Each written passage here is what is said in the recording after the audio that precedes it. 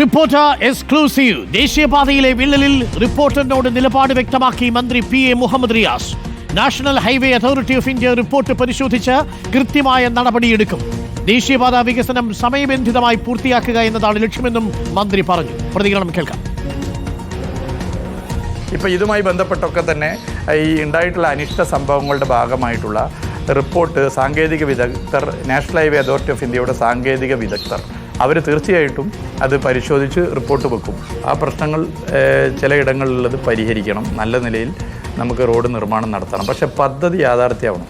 നമുക്ക് ഇതിൻ്റെ എല്ലാ നിലയിലും മികച്ച റോഡാക്കി, എല്ലാ ടെക്നിക്കലായിട്ടുള്ള എല്ലാ കാര്യങ്ങളും ചെയ്തുകൊണ്ട് ഏറ്റവും മികച്ച റോഡായി സമയബന്ധിതമായി തന്നെ അത് പൂർത്തീകരിക്കുക എന്നുള്ളതാണ് കേരളത്തിലെ ഓരോ മനുഷ്യൻ്റെ ആഗ്രഹം. വിഷയത്തിൽ UDF-നെയും BJP-യും കടന്നാക്രമിച്ചായിരുന്നു മന്ത്രി മുഹമ്മദ് റിയാസിന്റെ പ്രതികരണം. നാട്ടിലെ മാറ്റങ്ങൾക്ക് അള്ളുവയ്ക്കുകയാണ് UDF-ഉം BJP-യും.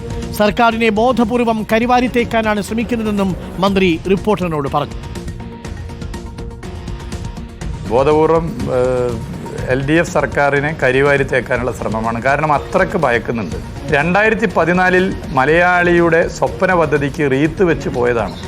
UDF-ൻ്റെ കെടുകാര്യസ്ഥത മൂലം അന്ന് നാഷണൽ ഹൈവേ അതോറിറ്റി ഓഫ് ഇന്ത്യക്ക് ദേശീയപാത വികസനവുമായി ബന്ധപ്പെട്ട കാര്യങ്ങൾ ചെയ്യാൻ വേണ്ടി സാധിച്ചില്ല. അവരുടെ ഓഫീസ് പൂട്ടിപ്പോയി. എന്തൊക്കെ സമരം അവിടെ നടത്തി, എന്തൊക്കെ നിലയിൽ മുന്നോട്ട് പോയി. അങ്ങനെ നടത്തിയവരുടെ മനസ്സിലിപ്പോഴും ദേശീയപാത പ്രവർത്തനം മുടങ്ങണമെന്ന. ആർക്കതിൻ്റെ ദോഷം മുടങ്ങിയാൽ? ഈ നാട്ടിലെ ജനങ്ങൾക്കല്ലേ. ഈ നാട്ടിലെ ജനങ്ങളുടെ ജീവിതത്തിലുണ്ടാകുന്ന മാറ്റത്തെ അള്ളുവെക്കാനാണ് ഇവിടെ UDF-ഉം കേരളത്തിലെ BJP-യും ശ്രമിക്കുന്നത്. UDF ഇതിൽ പ്രധാനമായ നിലപാട് സ്വീകരിക്കുന്നു. റോഷിപാൽ നമുക്കൊപ്പമുണ്ട്. റോഷിപാൽ, ഒപ്പം മുബഷിർ P. അക്ബർ, ആദിൽ പാലോട്, TV പ്രസാദ് എന്നിവരാണ് നമുക്കൊപ്പം ചേരുന്നത്. ആദ്യം ഞാൻ റോഷിപാലിലേക്ക് പോകുന്നു. റോഷിപാൽ, ഇപ്പോൾ മിനിസ്റ്റർ ഈ പൊതുസമൂഹത്തിൽ ഉയർന്നിരിക്കുന്ന എല്ലാ വിമർശനങ്ങൾക്കുമുള്ള മറുപടിയല്ലേ നൽകിയിരിക്കുന്നത്? ഡോക്ടർ അരുൺകുമാർ, കഴിഞ്ഞ ദിവസങ്ങളിലൊക്കെ പൊതുമരാമത്ത് വകുപ്പിനെതിരെ, മന്ത്രിക്കെതിരെ, സർക്കാരിനെതിരെ ദേശീയപാത തകർന്നതുമായി ബന്ധപ്പെട്ട് ഉയർന്ന വിമർശനങ്ങൾക്കാണ് റിപ്പോർട്ടറിലൂടെ മറുപടി പറഞ്ഞത്. 2016 ദേശീയപാത വികസനവുമായി ബന്ധപ്പെട്ട ഭൂമി ഏറ്റെടുക്കലിനെതിരെ UDF-ഉം BJP-യും നടത്തിയ സമരം ഉൾപ്പെടെ ഓർമ്മിപ്പിച്ചുകൊണ്ടായിരുന്നു മന്ത്രി മുഹമ്മദ് റിയാസിന്റെ വിമർശനം. BJP-യും UDF-ഉം ഒക്കെ ദേശീയപാത വികസനം യാഥാർത്ഥ്യമാകാൻ പാടില്ല എന്ന നിലപാടാണ് ആ ഘട്ടത്തിൽ സ്വീകരിച്ചത്. മാത്രവുമല്ല, പദ്ധതിക്ക് അള്ളുവെക്കുകയാണ് UDF-ഉം BJP-യും ചെയ്തത്. അന്നത്തെ സ്ഥലമേറ്റെടുപ്പിനെതിരെ അടക്കം സ്വീകരിച്ച നിലപാടുകൾ ഓർമ്മിപ്പിച്ച പൊതുമരാമത്ത് മന്ത്രി, മാത്രവുമല്ല ഈ ദേശീയപാത നിർമ്മാണവുമായി ബന്ധപ്പെട്ട ചുമതല അത് പൂർണ്ണമായും ദേശീയപാത അതോറിറ്റിക്കാണ്. അവർ കൃത്യമായ പഠനം നടത്തി ഈ പദ്ധതി യാഥാർത്ഥ്യമാക്കാനുള്ള ശ്രമവുമായി മുന്നോട്ട് പോകും.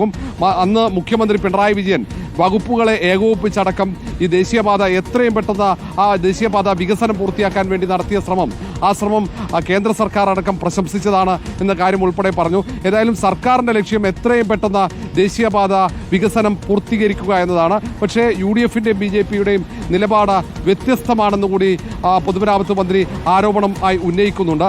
ഈ പദ്ധതി യാഥാർത്ഥ്യമായാൽ തെരഞ്ഞെടുപ്പിൽ തിരിച്ചടിയാകുമെന്ന ആശങ്കയാണ് UDF-നെ സംബന്ധിച്ചിടത്തോളം ഇങ്ങനെയൊരു നിലപാടെടുക്കാൻ പ്രേരിപ്പിക്കുന്നത് എന്ന ആക്ഷേപം കൂടി പൊതുമരാമത്ത് മന്ത്രി ഉയർത്തുന്നുണ്ട്. ഏതായാലും എല്ലാ വിമർശനങ്ങൾക്കുള്ള മറുപടി, റീൽസ് പ്രചരിപ്പിക്കുന്ന വിഷയത്തിലടക്കം പ്രതിപക്ഷ നേതാവ് VD സതീശൻ ഉൾപ്പെടെ നടത്തിയ ആ പരിഹാസത്തിനുള്ള മറുപടി കൂടിയുണ്ട്. റീൽസ് ഇനിയും പ്രചരിപ്പിക്കും. മാധ്യമങ്ങൾ കൃത്യമായി സർക്കാരിന്റെ നേട്ടങ്ങൾ ജനങ്ങളിൽ എത്തിക്കാത്ത സാഹചര്യത്തിൽ സാമൂഹ്യ മാധ്യമമാണ് സർക്കാരിന്റെ ആശ്രയം. അതുകൊണ്ടാണ് വികസന പ്രവർത്തനങ്ങളുടെ റീൽസ് പ്രചരിപ്പിക്കുന്നത്. ഇനിയും റീൽസ് പ്രചരിപ്പിക്കും എന്ന നിലപാട് കൂടി മന്ത്രി ആവർത്തിച്ചു.